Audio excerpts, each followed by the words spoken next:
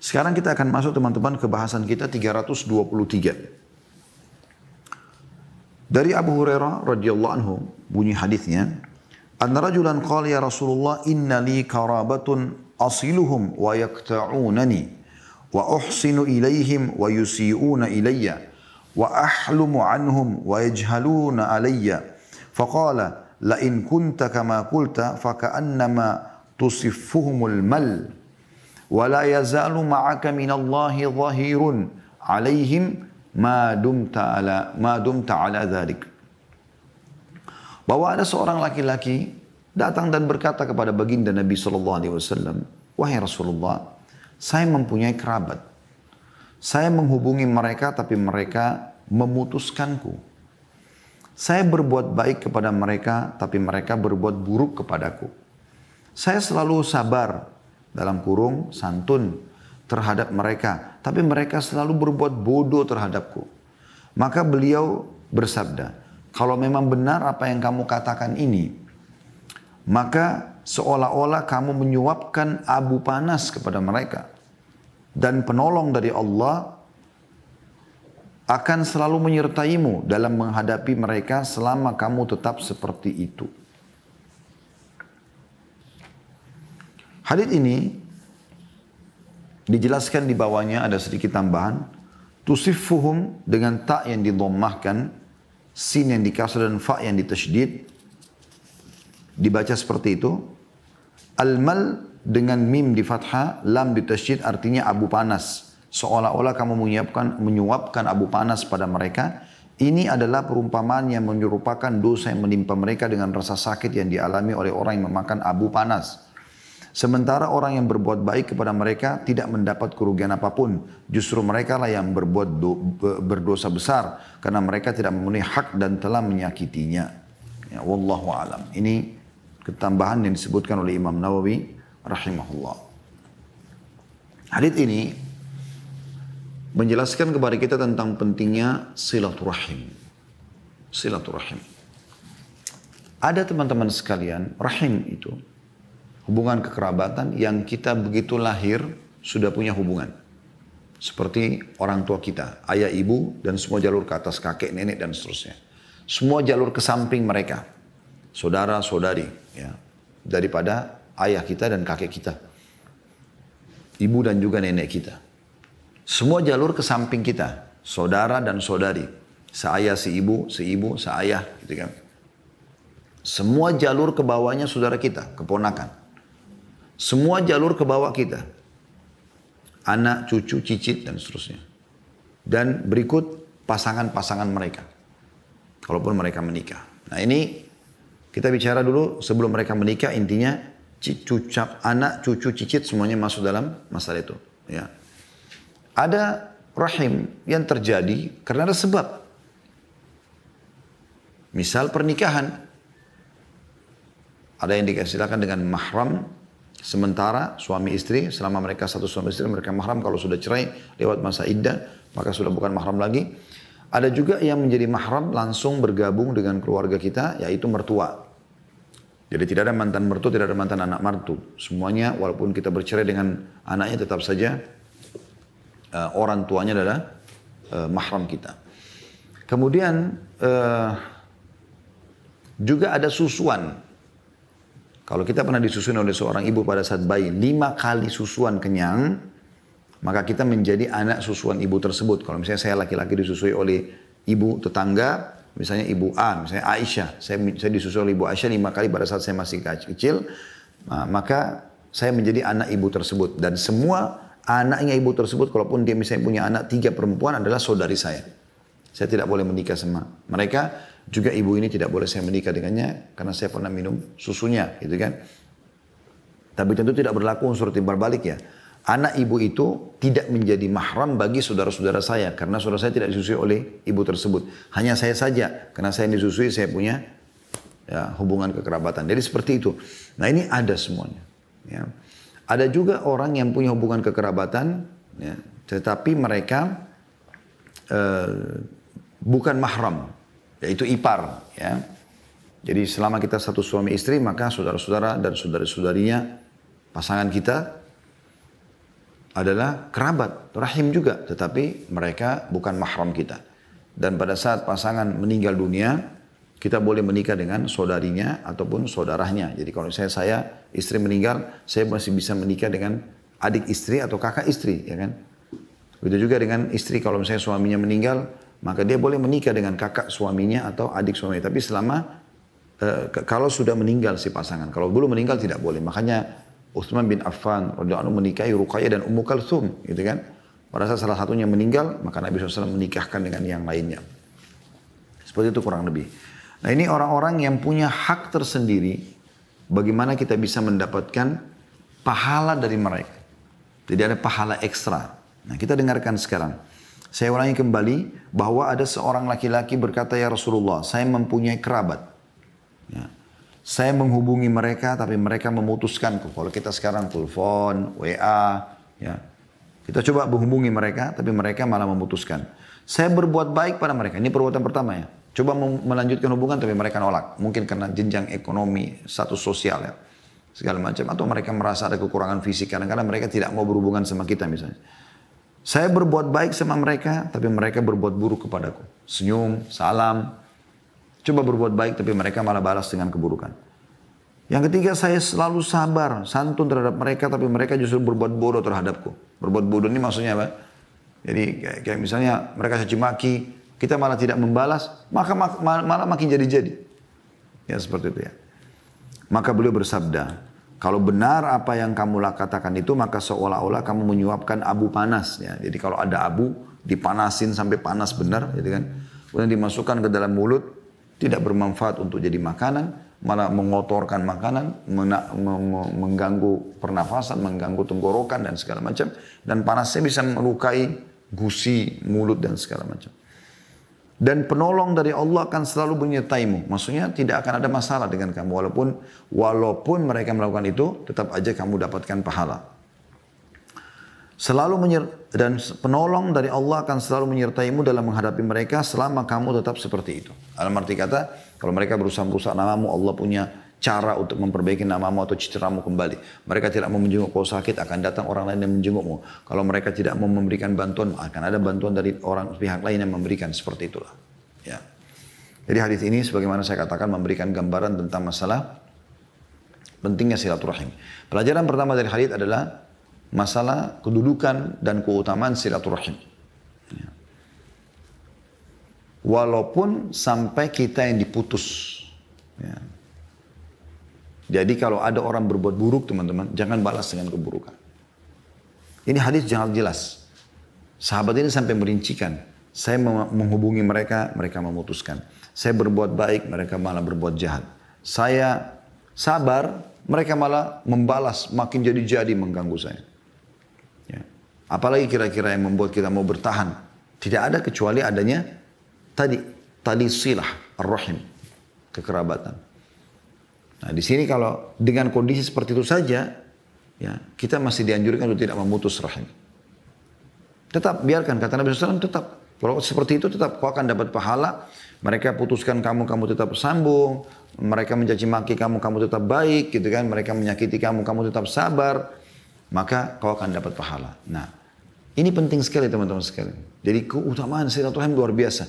Sampai ya ini menjelaskan kepada kita juga poin penting, yaitu kalau yang seperti ini saja tetap dianjurkan untuk tidak memutus mereka. Udah sangat jahat nih, super jahat, gitu kan. Mereka berbuat jahat, mereka menyakiti kita, mereka memutus, telepon tidak mau, menghina, segala macam hal dilakukan sama dia. Tetap kita dianjurkan silaturahim. Bagaimana dengan kerabat yang baik? Pernah berbuat baik kepada Anda. Tersenyum, menyambut Anda kalau Anda datang, suka memberikan bantuan, Anda sakit, dijenguk, dan segala macam. Maka tentu tidak layak Anda balas kebaikan orang dengan keburukan. Ada orang begitu, dia kalau sakit dijenguk, tapi kalau orang lain sakit dia nggak mau datang. Ya. Ada orang suka dia kalau diberikan hadiah, tapi tidak pernah membalas hadiahnya orang lain. Gitu kan. Selalu suka, oh si fulan baik, selalu berikan kami hadiah. Tapi kamu berikan apa kepada orang? Berikan sesuatu. Balas kebaikan itu. Termasuk sunnah Nabi SAW adalah membalas kebaikan dengan kebaikan. Kata Nabi SAW, kalau orang berbuat baik padamu, balaslah dengan kebaikan yang setimpal. Kalau kau betul-betul tidak bisa, ucapkan jazakallahu khairan. Karena itu akan mencukupi bagi dia. Semoga Allah membalasmu dengan kebaikan. Ya, jadi ini pelajaran pertama tentang kedudukan silaturahim itu sendiri. Pelajaran yang kedua yang kita bisa ambil dari hadits ini adalah bagaimana orang yang memutus silaturahim justru sudah Allah subhanahu wa ta'ala pastikan akan ada hukuman pada mereka. Ya. Di sini makna kalau kau tetap betul seperti dengan apa yang kau katakan, kata Nabi SAW, seakan-akan kau memasukkan abu panas ke dalam mulut mereka. Ini berarti menandakan ada hukuman bagi orang yang memutus silaturahim. Ini pelajaran yang kedua. Pelajaran yang ketiga adalah adanya dipastikan oleh Nabi SAW pertolongan bagi orang yang terzalimi. Kita sudah berbuat baik, ternyata orang membalas dengan keburukan. Tidak usah khawatir. Kata Nabi SAW akan selalu ada penolong dari Allah untukmu. Jadi ini bisa kita tarik dalam semua lini kehidupan kita. Anda kerja di kantor, Anda dizalimi. Tidak usah khawatir. Tidak usah khawatir. Allah subhanahu wa ta'ala punya cara untuk memberikan pertolongan kepada Anda. Yang penting Anda tidak salah. Hadis selanjutnya nomor 324 yang memastikan juga keutamaan silaturahim yaitu diluaskannya rezeki. Hadis yang masyhur bahkan diberkahi umurnya. Hadis riwayat Bukhari Muslim. Kalau tadi hadis sebelumnya kita bahas 323 itu adalah hadis riwayat Muslim ya. Kalau ini hadis riwayat Bukhari Muslim. Dari Anas radhiyallahu anhu bahwa Rasulullah SAW bersabda man ahabba an yubsata lahu. Maaf saya ulangi. Man ahabba an yubsata lahu fi rizqihi wa yunsa'a lahu fi atharihi falyasir rahimah. Barang siapa ingin diluaskan rezekinya. Ini kata kunci. Dan diakhirkan ajalnya, di sini terjemahnya begitu ya, maka hendaklah menyambung silaturahim.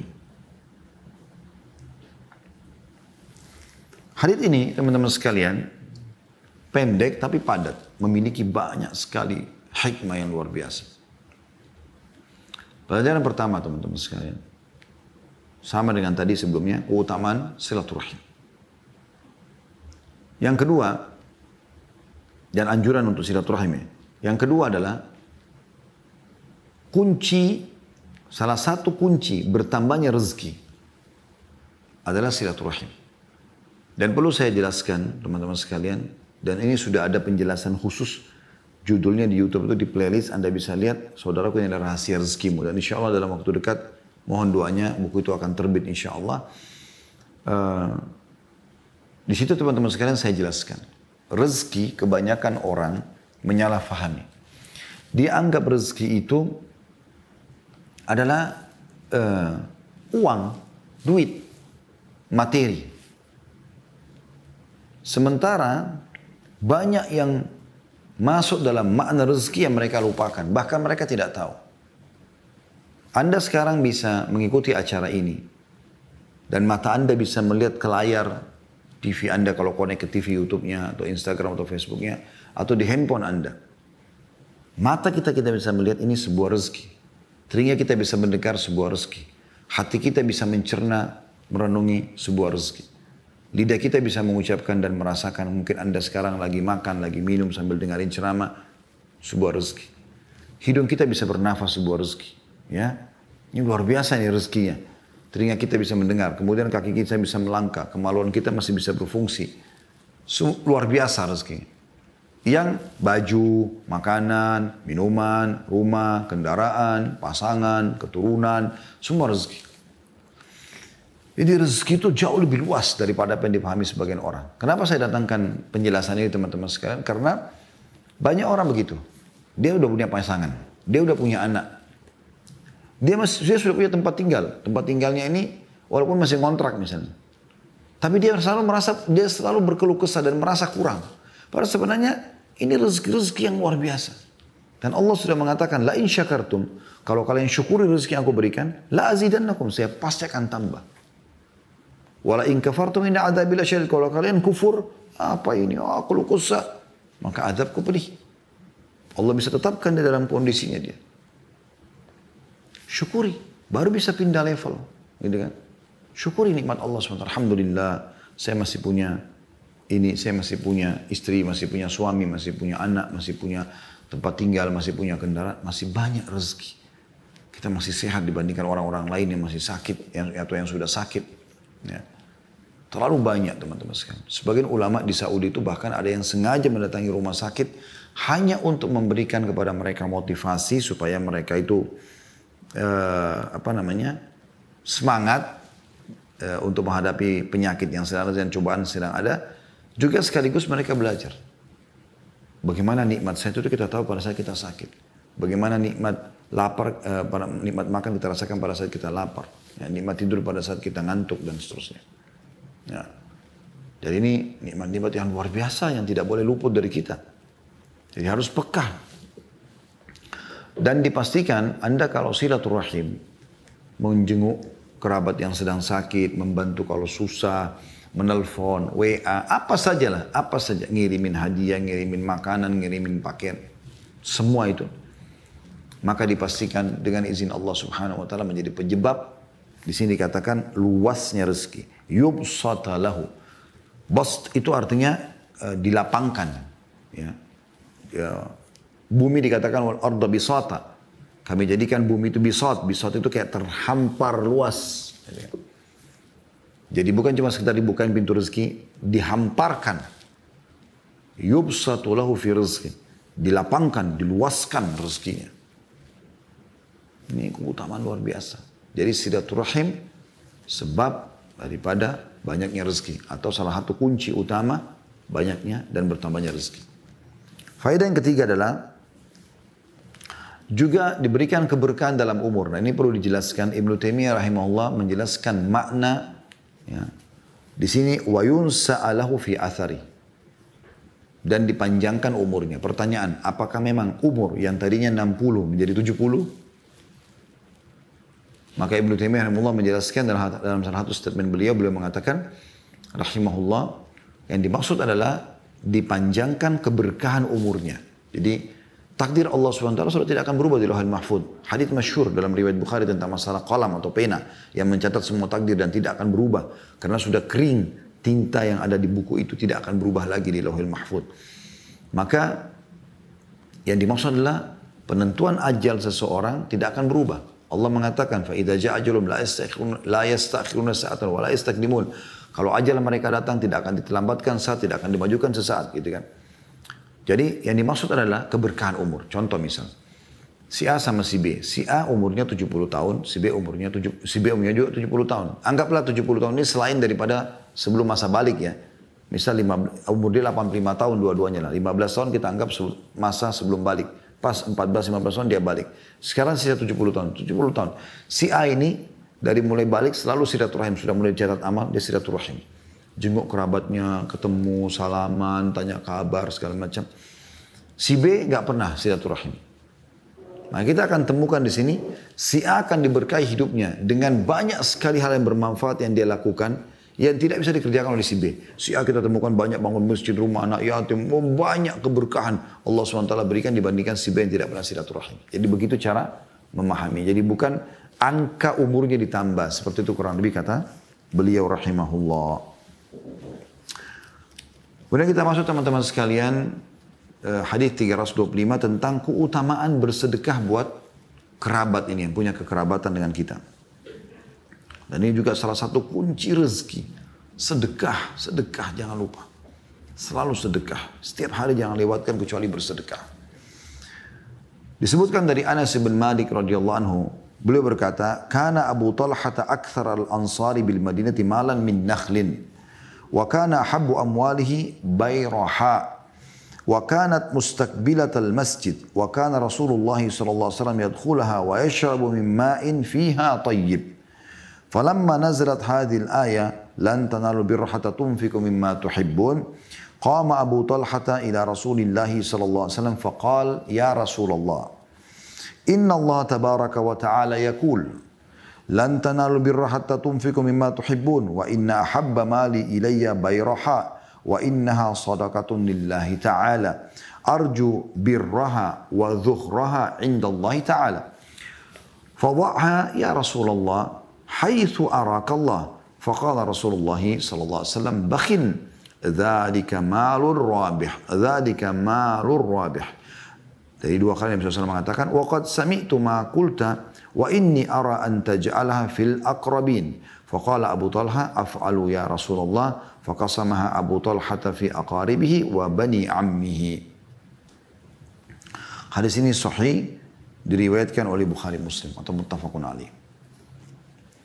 Artinya, kata Anas bin Malik ini ibunya bernama Ummu Sulaim. Ummu Sulaim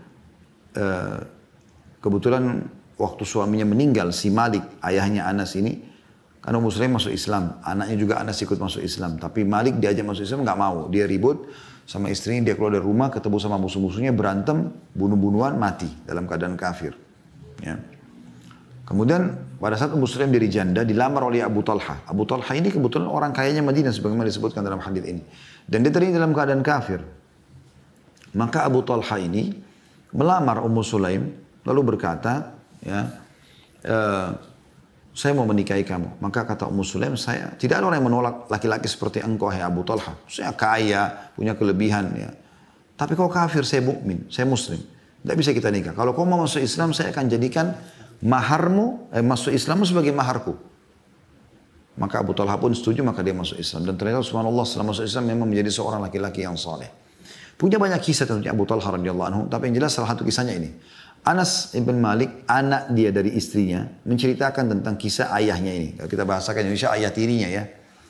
Dia mengatakan Abu Talha radhiyallahu anhu adalah orang Ansar yang paling banyak hartanya, yakni kebun kurma di Madinah. Dan harta yang paling dia cintai adalah sebuah kebun yang bernama Bayraha, yang kebetulan berhadapan dengan masjid Nabi SAW. Jadi di depan kiblat itu adalah kebunnya Abu Talha atau yang dikenal dengan nama Bayruha ini. Dan Rasulullah SAW biasa masuk ke sana dan meminum airnya yang jernih. Anas berkata, radhiyallahu anhu, ketika turun ayat dalam surah Al-Imran ayat 92, tadi sudah kita bacakan ayatnya, yang artinya kalian tidak akan memperoleh kebajikan hingga kalian menginfakkan sebagian harta yang kalian cintai.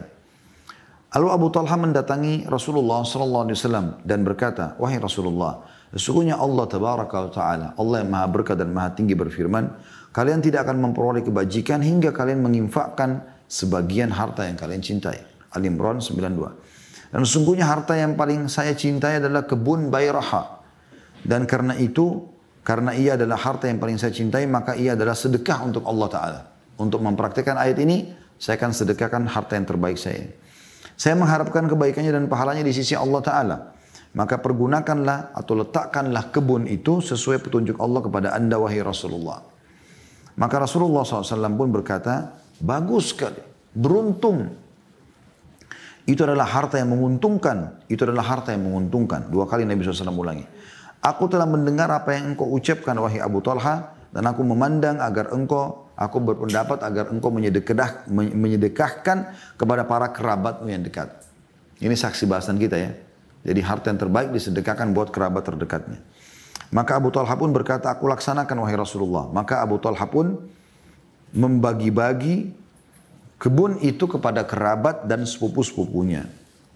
Hadis ini diriwayatkan Bukhari dan juga Muslim. Hadis ini teman-teman sekalian, hadis yang sangat agung, mulia sekali. Luar biasa hadis ini. Memiliki banyak sekali keutamaan-keutamaan.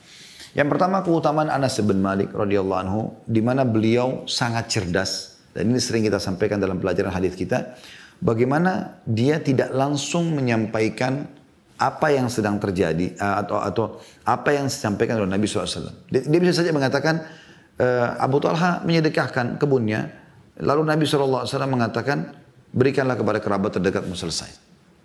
Tapi kalau anda perhatikan baik-baik lafaz hadis ini, kita lihat bagaimana kecerdasan Anas bin Malik dalam menyampaikan. Ya. Bagaimana dia betul-betul menyampaikan hadis ini seperti kita sedang hadir pada saat itu. Dia ceritakan kan, dia mengatakan Abu Talha adalah salah satu penduduk Madinah yang terbanyak kebunnya. Gitu kan.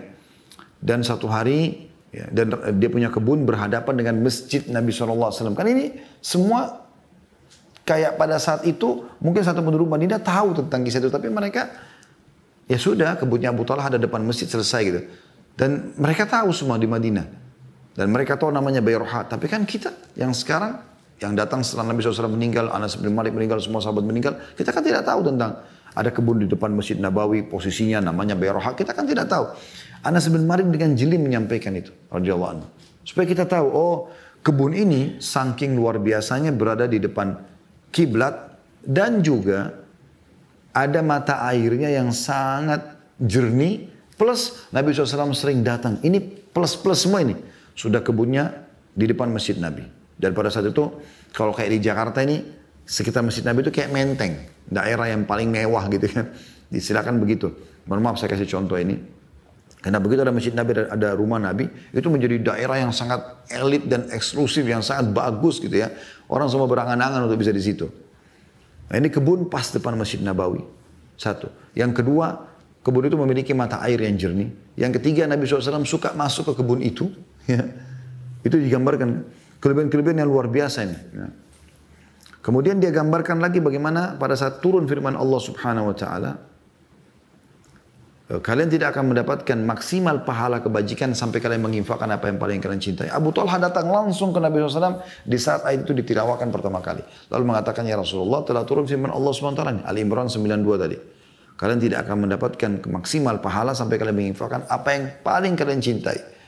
Maka aku sangat mencintai Bayroha. Maksudnya di antara semua harta, ini yang paling aku senangi, bangga memilikinya dan segala macam. Maka aku ingin mendapatkan keutamaan ayat tadi dengan cara mengeluarkan ya, kebun ini di jalan Allah. Kemudian Anas bin Malik terus melanjutkan menceritakan bagaimana dia mengatakan Abu Talha, ya Rasulullah, letakkanlah ya, sesuai dengan apa yang Allah pandu kepada anda. Maksudnya Abu Talha sangat yakin akan turun wahyu menyampaikan kepada Nabi SAW kira-kira tanah ini karena tanah terbaik bagi Abu Talha di Madinah. Kira-kira untuk Allah ini Allah mau dibagi ke siapa? Gitu kan. Maka kemudian Nabi SAW mengatakan, saya melihat, aku sudah mendengar apa yang kau sampaikan hai Abu Talha. Ya, tadi tentang kamu suruh aku menentukan ini. Maka aku melihat berikan kepada kerabatmu. Lalu Abu Talha memberikan kepada kerabat-kerabatnya termasuk sepupu-sepupunya. Di sini teman-teman sekalian kita lihat bagaimana kejelian. Ini keutamaan pertama Anas bin Malik menyampaikan tentang riwayat ini. Sehingga kita seakan-akan jadi tahu, oh ternyata di depan. Saya semenjak pelajari hadis ini, setiap kali saya lewat di depan Masjid Nabawi, saya membayangkan ternyata ya itu apa namanya? Dulu ada Bayroha di sini. Gitu kan. Karena posisi Masjid Nabawi yang sekarang yang dikenal dengan Raudhah itu adalah Masjid Nabi SAW yang pertama. Berarti Bayroha itu sudah jelas ada di sekitar situ, di depannya. Ya. Maka kita bisa tahu ini adalah Bayroha dan subhanallah sekarang bagian daripada Masjid Nabawi. Keutamaan yang kedua, bagaimana atau yang kita bisa ambil pelajaran dari hadis ya, pelajaran kedua dari hadis ya, bukan keutamaan. Yang pertama keutamaan Anas bin Malik, yang kedua adalah keutamaan Abu Talha radhiyallahu anhu. Sahabat Nabi yang mulia ini. Bagaimana jelinya Abu Talha pada saat turun firman Allah Subhanahu wa taala Al-Imran 92, lan tanalul birra hatta tunfiqu mimma tuhibbun. Kalian tidak akan mendapatkan maksimal pahala sampai kalian menginfakkan apa yang paling kalian cintai. Saking jelinya dia dan bagaimana keimanannya radhiyallahu anhu, beliau langsung mendatangi Nabi sallallahu alaihi wasallam dan mengatakan, ya Rasulullah, yang paling aku cintai adalah Bayroha dari hartaku. Dan aku langsung infakkan ini. Ini luar biasa. Mirip Anda punya tanah. Ada tanah, misalnya 10-20 lokasi tanah. Ada satu tanah yang paling mahal, yang paling strategis, di pinggir jalan segala macam. Lalu pada saat Anda mau mencari pahala, Anda berinfak itu. Anda berikan itu. Ya, dan ini sebuah keutamaan yang luar biasa. Keutamaan yang luar biasa. Gitu kan. Bagaimana dia mengeluarkan yang terbaik yang dia miliki. Lillahi ta'ala ya. Bukan dijual. Memang dia mau mencari pahalanya. Karena dia katakan dalam hadis ini. Seperti itu dia mau mengharapkan balasannya dari Allah subhanahu wa ta'ala. Mengharapkan kebaikan dari Allah subhanahu wa ta'ala. Dan ini keutamaan Abu Talha radhiyallahu anhu. Yang ketiga yang kita ambil pelajaran. Ya, perhatikan tadi keutamaan yang kedua ini. Keutamaan ini keutamaan hartanya luar biasa ya. Di depan Masjid Nabi SAW. Satu lokasi dengan masjid lah ya. Kurang lebih. Ada mata air jernih. Yang ketika Nabi SAW sering minum di situ. Ya. Berarti ini sungai, ini perkebunan yang mahal sekali gitu ya. Yang ketiga keutamaan daripada pelajaran daripada hadis adalah keutamaan bersedekah. Dan bagaimana dalam Islam dianjurkan bersedekah yang terbaik. Oleh karena itu teman-teman sekalian coba mulai sekarang, ini resep kaya yang luar biasa. Dan saya coba praktikin teman-teman, luar biasa efeknya. Coba berikan yang terbaik. Kalau Anda makan satu restoran makanan terbaik, maka coba beli jenis makanan yang sama lalu sedekahkan. Minimal untuk security, tukang parkir atau misalnya ada orang miskin di pinggir jalan yang bawa dorong gerobak, orang miskin yang mengut sampah, coba kasih makanan yang terbaik itu. Kita pernah membeli baju bagus, coba beli sama, sedekahkan jenis itu. Yang terbaik berikan kepada Allah Subhanahu Wa Taala. Jangan selalu memberikan yang pas-pasan. Boleh kita bersedekah dengan kelebihan makanan, kelebihan pakaian, oke lah. Atau sudah kita tidak pakai, atau kita tidak makan. Tapi teman-teman ada nilai tersendiri kalau kita bersedekah dengan yang terbaik. Seperti kasus Abu Talha di sini radhiyallahu anhu. Bagaimana beliau coba bersedekah dengan yang terbaik yang dia miliki. Dan itu langsung spontan, dia cari yang terbaik, langsung dia sedekahkan. Ya, wakafin tanah yang terbaik, keluarkan baju yang terbaik, makanan yang terbaik, dan seterusnya. Ini keutamaan tersendiri. Kemudian pelajaran yang keempat adalah bagaimana dianjurkan agar mendahulukan kerabat dalam berbagi. Di mana pada saat Abu Talha radhiyallahu anhu, dan ini saksi bahasan kita masalah silaturahim ya. Bagaimana beliau pada saat mengatakan, ya Rasulullah, letakkan saja, terserah, ini tanah saudara buat Anda, terserah. Saya siap untuk menerima apapun keputusan Anda. Maka Nabi SAW mengatakan, jadi seakan-akan Abu Talha mau, ini karena untuk Allah SWT, saya berharap pahala yang terbaik ya Rasulullah. Kira-kira seperti apa nih? Anda saja yang ambil keputusan. Makanya Nabi SAW mengatakan, seakan-akan Nabi bilang, kalau begitu, kau letakkan pada kerabatmu. Tidak menunggu waktu, Abu Talha langsung membagi kepada seluruh kerabat-kerabatnya. Termasuk sepupu-sepupunya. Dari sini kita bisa lihat teman-teman bagaimana keutamaan mendahulukan kerabat dalam bersedekah daripada orang lain. Dalam sebuah riwayat lain juga pernah disebutkan bahwasanya baginda Nabi SAW, beliau pernah kedatangan seorang sahabat lalu mengatakan, ya Rasulullah, saya punya satu kantong dirham. Ada dua target saya. Yang satu, dua-duanya miskin. Yang satu miskin, punya hubungan kekerabatan sama saya. Yang satu miskin tapi muslim umumnya, tidak punya hubungan kekerabatan. Yang mana saya dahulukan? Kata Nabi SAW, kalau kau berikan kepada yang punya hubungan kekerabatan denganmu, maka kau akan mendapatkan dua pahala. Pahala sedekah sama pahala ya, silaturahimnya. Pahala silaturahimnya. Allahu a'lam. Jadi ini insya Allah yang kita bisa bahas. Dan kita akan lanjutkan nanti pertemuan akan datang masih di bab yang sama. Karena memang cukup panjang haditsnya. Di hadits nomor 326 insya Allah.